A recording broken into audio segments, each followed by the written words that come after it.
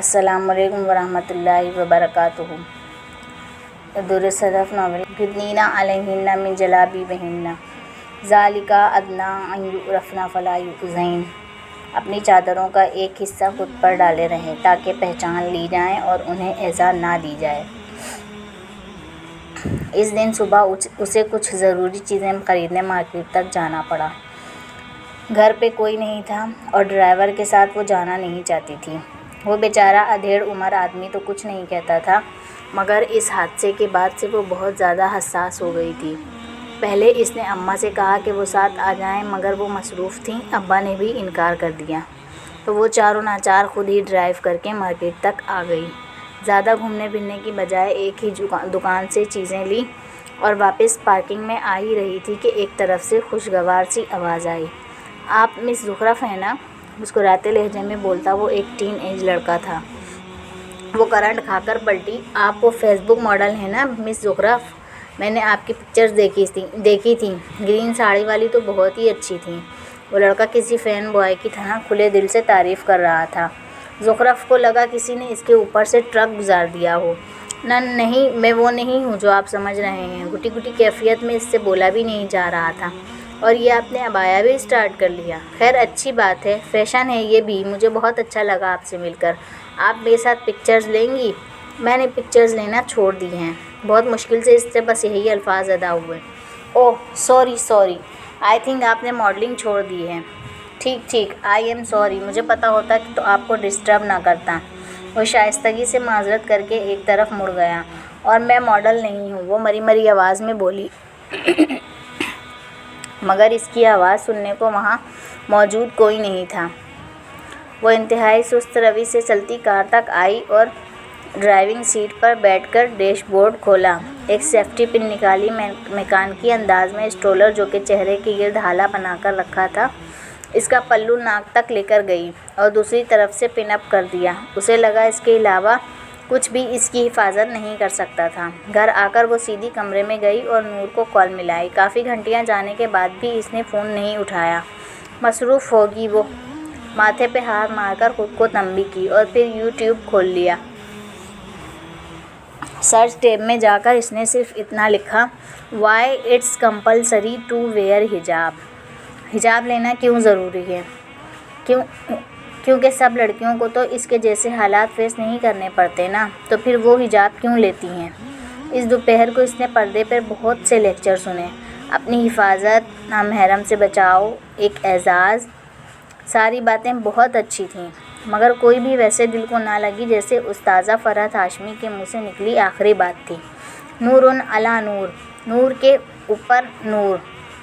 وہ اس پر رک گئی اور اس کا ریفرنس دیکھنے لگی۔ سورہ نور، آیت نور۔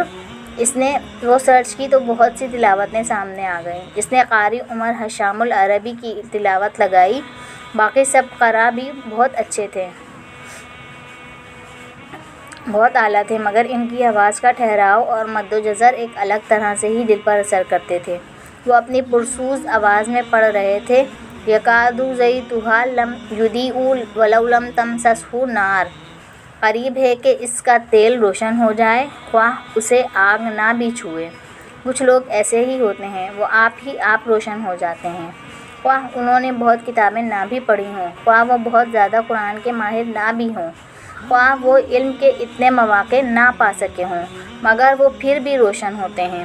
انہیں ان کے اللہ کا نور ڈھانپ لیتا ہے۔ ان کے حالات انہیں نور علی نور کی مثال بنا دیتے ہیں۔ اس نے بہت سفر کیا تھا اپنی زندگی میں، اب وہ اللہ کے اس حکم کو تھامنا چاہتی تھی۔ جس رب نے اس کا خوبصورت چہرہ اسے لوٹایا تھا، کیا وہ اس کے کہنے پر اپنا چہرہ چھپا نہیں سکتی تھی؟ سانس بند ہوگا۔ وہ آرام سے اٹھی اور شیشے کے سامنے جا کر کھڑی ہوئی۔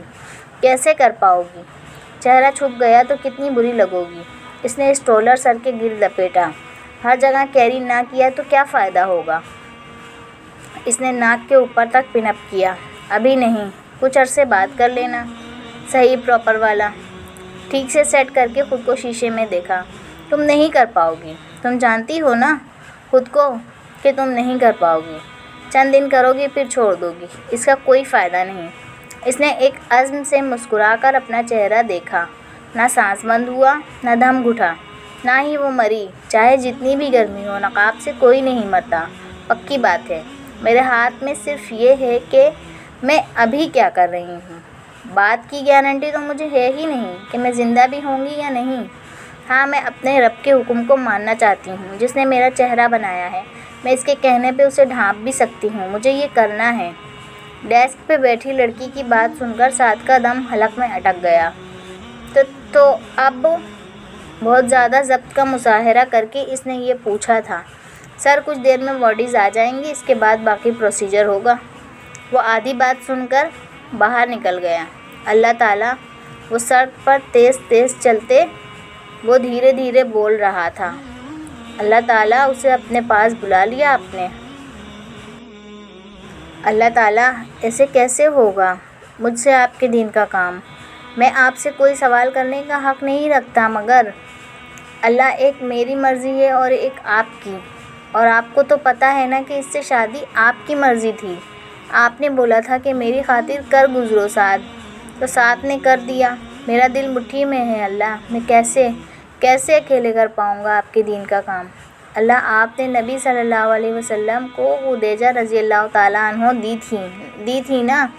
اللہ، میں اعتراض نہیں کر رہا، اس نے زکام زدہ آواز میں اندر کھینچی، میں کہہ رہا ہوں کہ مجھے صدمہ پہنچا ہے۔ انی مسنی الضر، آپ ارحم الراحمین ہیں۔ اللہ، میں آپ سے رحم مانگتا ہوں، اللہ مجھ پر رحم کریں، اللہ مجھ پر رحم کریں۔ اور پھر ایسے صرف کہانیوں میں نہیں ہوتا، یہ حقیقت میں ہوتا ہے۔ اللہ سے کہنا، اس سے بچھڑے مل جاتے ہیں، اس سے اندھے بینا ہو جاتے ہیں، اس سے 313 1000 سے جیت جاتے ہیں۔ اس میں بڑی طاقت ہے، کوئی آزمائے تو صحیح۔ شام 5 بجے کے قریب وہ یونیورسٹی سے واپس آیا تو اسے ایئرپورٹ سے کال آ گئی۔ بھاری دل سے اس نے کال اٹھائی۔ مس نور الرحمان کی فیملی؟ جی، السلام علیکم ورحمۃ اللہ۔ سرخ ہوتی آنکھوں سے اس نے کہا۔ اس نے ابھی کچھ دن پہلے دادو چلی گئی تھی، اور اب نور عام الحزن تو پھر عام الحزن ہوا کرتے ہیں۔ ان میں خدیجہ بھی چلی جاتی ہیں اور ابو طالب بھی، ان میں تو پھر غم پہ غم ملا کرتے ہیں۔ سر، ان کی حالت بہت تشویشناک ہے، بچ تو گئی ہیں وہ حادثے میں، مگر ان کو ہاسپٹل میں شفٹ کر دیا ہے۔ آپ رائل انفرمری ہاسپٹل آ جائیں جلدی۔ کیا؟ اس کا پورا جسم سنسنا اٹھا تھا۔